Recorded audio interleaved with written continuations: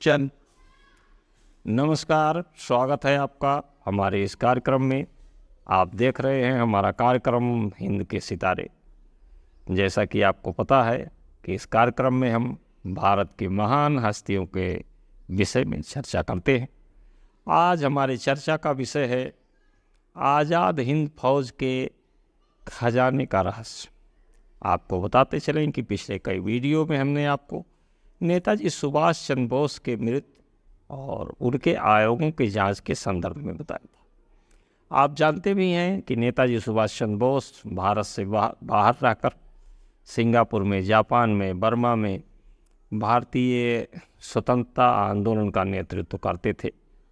इसके लिए बाकायदा उन्होंने एक फौज का गठन कर लिया था जिसका नाम उन्होंने आज़ाद हिंद फौज रखा था।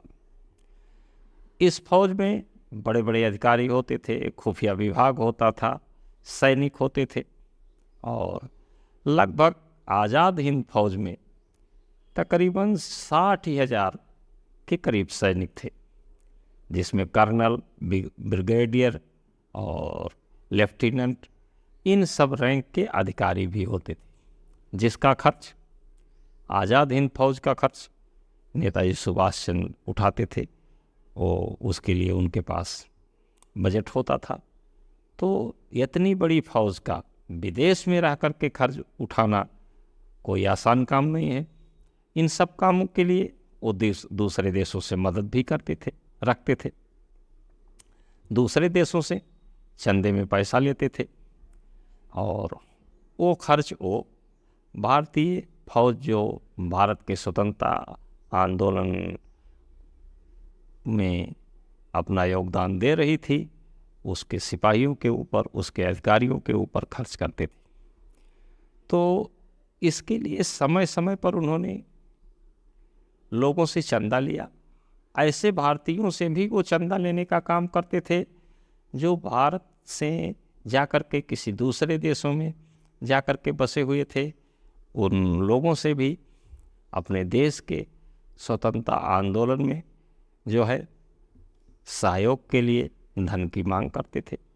जनवरी 1945 में उन्होंने एक कार्यक्रम चलाया, आज़ाद हिंद फौज और भारत के स्वतंत्रता आंदोलन को आगे बढ़ाने के लिए लोगों से धन इकट्ठा करने का एक कार्यक्रम चलाया, जो लगभग एक हफ्ते तक कार्यक्रम ही चला।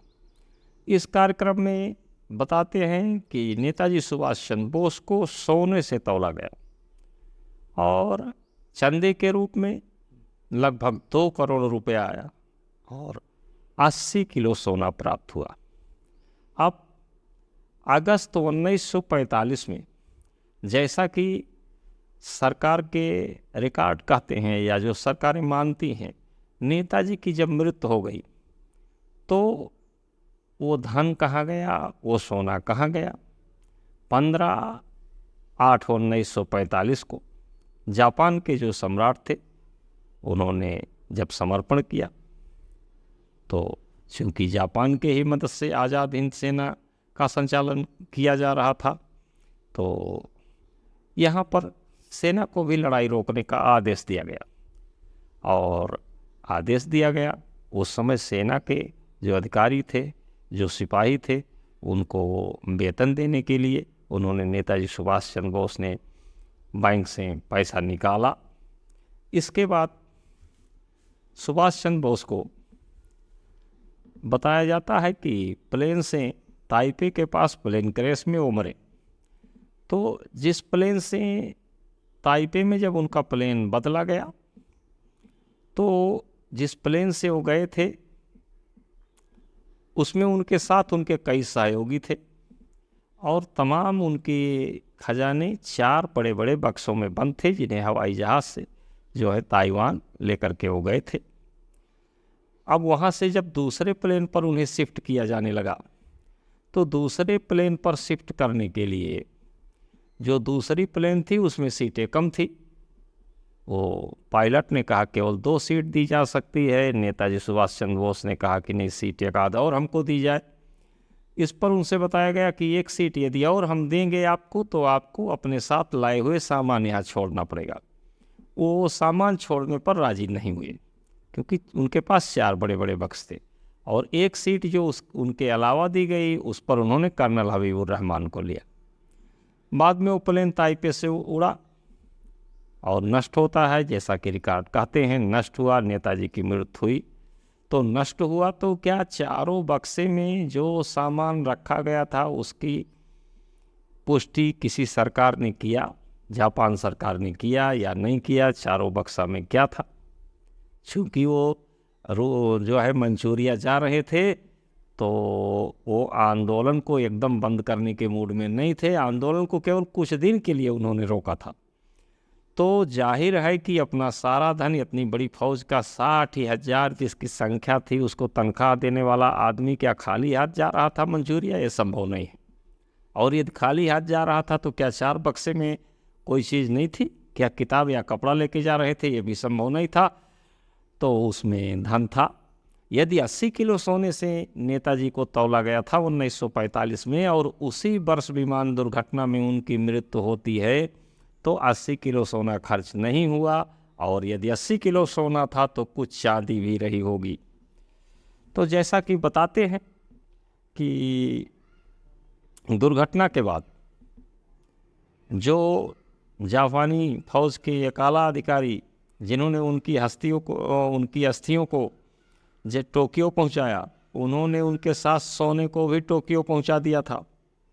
उसके बाद कई बार भारत के प्रतिनिधि वहां पर गए, लेकिन स्पष्ट रूप से जापान सरकार ने तमाम दस्तावेजों को नष्ट कर दिया। स्पष्ट रूप से वो धनराशि भारत को नहीं वापस मिली और वह धनराशि कम थी भी नहीं। इसका बंदरबाट हुआ, इसमें भारत से भेजे जाने वाले कुछ लोग भी रहे। लोग ये भी बताते हैं कि ये लोग भी उसमें शामिल रहे और खजाना लगभग उस समय के हिसाब से आकलन किया जाए तो 250 करोड़ का रहा। अब 50 साल 75 साल बाद कितने का होगा इसका आकलन आप स्वयं करें। ये भी बताते हैं कि जब नेताजी भाषण देते थे, इतना जोशीला भाषण देते थे कि जो औरतें भाषण को सुनती थीं वो अपने शरीर के सारे गहने निकाल करके वहाँ दान में दे देती थी। एक महिला ने सोने का 13 हार दान में दिया था उनको।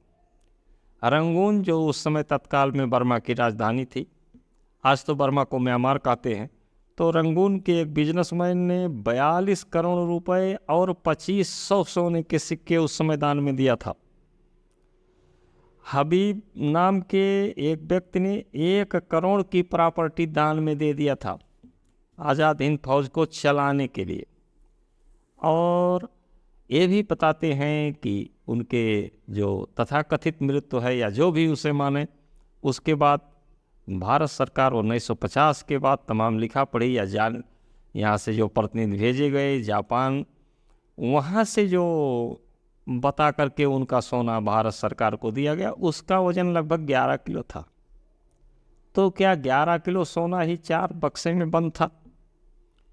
और यदि 4 बक्सा नहीं था तो क्या प्लेन में तीसरी सीट उन्हें क्यों नहीं दी गई? तो दोस्तों, ये सब एक स्वतंत्रता संग्राम सेनानी जिसकी केवल याद आपके पास शेष है, जिनकी केवल वीरता की कहानियाँ शेष हैं, उनके खजाने के बारे में जो एक रहस्य है, जैसे उनकी मृत्यु रहस्य है, ऐसे कितना रुपया लेकर के वो मंचूरिया जा रहे थे, चारों बक्सों में क्या था, जापान सरकार ने भारत सरकार को इसे वापस कितना किया कितना नहीं किया, इस संदर्भ में जो जानकारी हमें प्राप्त थी उसे हम आपको बताए। शेष इनके संदर्भ में समय समय पर हम आपको जो है बताते रहेंगे। नमस्कार।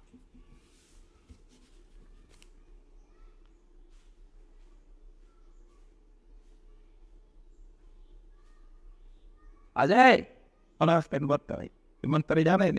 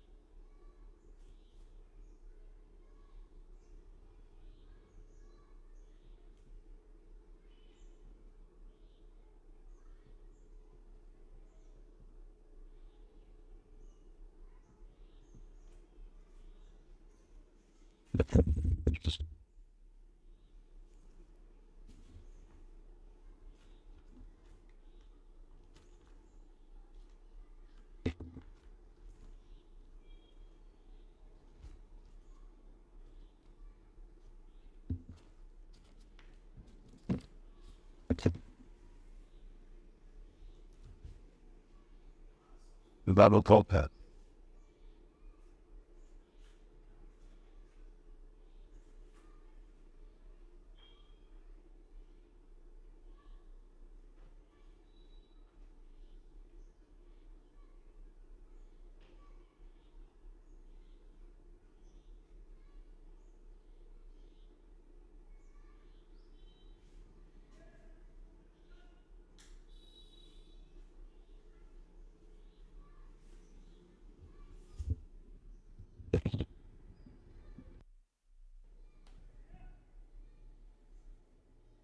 Yes, I-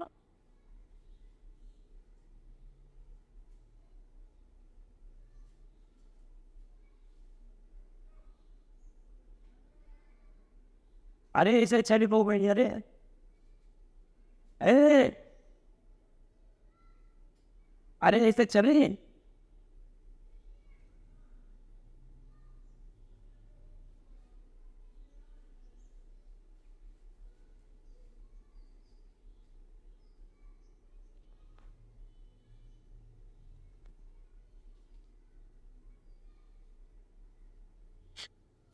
Me on the English.